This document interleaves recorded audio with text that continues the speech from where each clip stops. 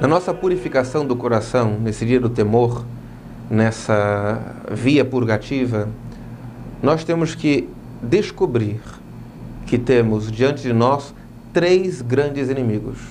Aqueles que não querem a nossa santificação, não querem que busquemos a castidade, nem a paciência, nem muito menos o amor de Deus sobre todas as coisas. Estes 3 inimigos declararam guerra contra nós. E, para vencer uma guerra, é necessário conhecer o inimigo melhor do que ele mesmo se conhece. Esses inimigos nos conhecem, mas nós os conhecemos. É importante conhecê-los. Esses inimigos são o demônio, o mundo e a carne. O demônio existe, não é uma figura retórica para simbolizar o mal. É um espírito, um anjo, criado por Deus, que se rebelou contra Deus. Nem de longe se parece a Deus. Ou seja, não é como uma visão oriental, o yin e yang, a contraposição da luz como sombra de igual poder e força, do bem e do mal. Não existe isto. O demônio é uma criatura. Ou seja, ele pode o que uma criatura pode, só pode aquilo que o Criador lhe permite fazer. Mas, mysterium iniquitatis, como diz São Paulo, o mistério da iniquidade está em ação. O demônio age.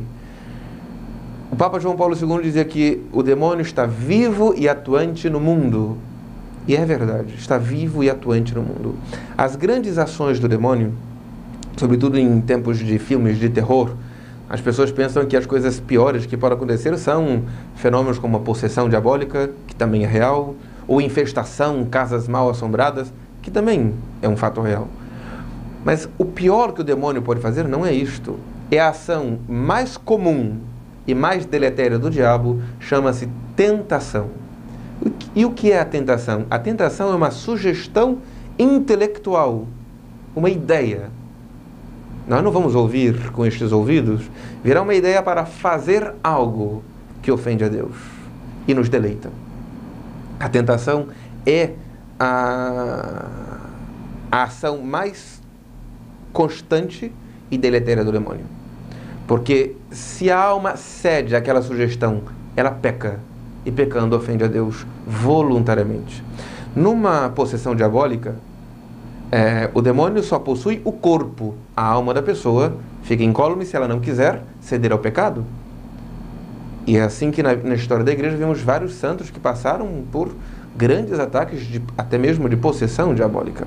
Santa Miriam de Jesus crucificado, uma santa carmelita a quem tenho um carinho muito grande, ela passou a sua vida terrivelmente atacada pelo demônio. Ela passou uma quaresma inteira possuída por legiões e legiões de demônios. Uma coisa terrível. A biografia escrita pelo seu próprio diretor espiritual narra-nos esses fatos.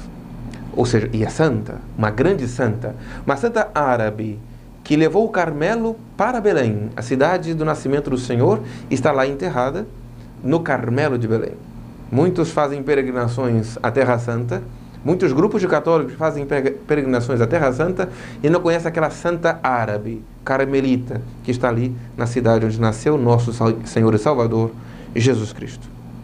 Se você está organizando ou pensando em fazer uma peregrinação à Terra Santa, não deixe de visitar Santa Miriam e o Carmelo de Belém. Bom, o demônio existe e sua maior ação, mais deletéria, mais perigosa, é a tentação, porque nos sugestiona o pecado. O mundo é o nosso segundo grande inimigo. Santo Agostinho diz que de 2 maneiras o mundo ataca os cristãos: seduzindo-os e amedrontando-os. Ou seja, o mundo nos seduz e o mundo nos amedronta. Nos seduz com tudo aquilo que é brilho de ouro, mas não é ouro. Um prazer neste mundo, como se este mundo fosse... a nossa vida fosse somente para este mundo. Puro materialismo. Desfrute desta vida. E se a alma não cai na sedução, as ameaças. E é assim que nós vemos na história dos santos, olhando a vida dos mártires, por exemplo, Santa Inês, um exemplo disso. Seduzida pelo filho do prefeito de Roma, ela já tinha, com 12 anos, desposado a Cristo, se consagrado a Nosso Senhor, e disse que já tinha esposo, não vai ceder a ele, não vai ceder nem ao pecado, nem mesmo ao casamento com ele. Depois da sedução e de todas as regalias que poderia ser como esposa do filho do prefeito de Roma, e, portanto, futuramente prefeito de Roma também, vêm as ameaças. E ela acaba morrendo, Santa Inês, virgem e mártir, porque não cedeu às seduções do mundo. E assim o mundo faz conosco, nos seduz. E se não cedemos, nos ameaça. E é por isso que nós temos que entender como funcionam essas seduções e essas ameaças, porque é assim que o mundo quer que nos afastemos de Deus, nosso Senhor. E a nossa própria carne. A nossa própria carne luta contra o nosso espírito. Há um espinho na carne em cada um de nós, filhos de Adão. E essa tríplice concupiscência, como nos fala São João nas suas cartas, é a concupiscência da carne, a concupiscência dos olhos e a soberba da vida. Temos dentro de nós um apetite insaciável do pecado. Santo Agostinho diz que habita em nós o fomes peccati, a fome do pecado. Esta é a concupiscência, essa tríplice concupiscência, que quer ser saciada como um dragão insaciável de pecados. Se não soubermos que lutamos contra estes inimigos e não entendermos que realmente não estamos naturalmente preparados para esta luta, cometeremos muitas imprudências, cairemos muitas vezes e mesmo se levantarmos, voltaremos a cair sem saber como, porque não sabemos contra quem estamos lutando, quais são as raízes do pecado. Nós vamos ver mais à frente um pouco da psicologia da tentação. Como que o demônio nos tenta?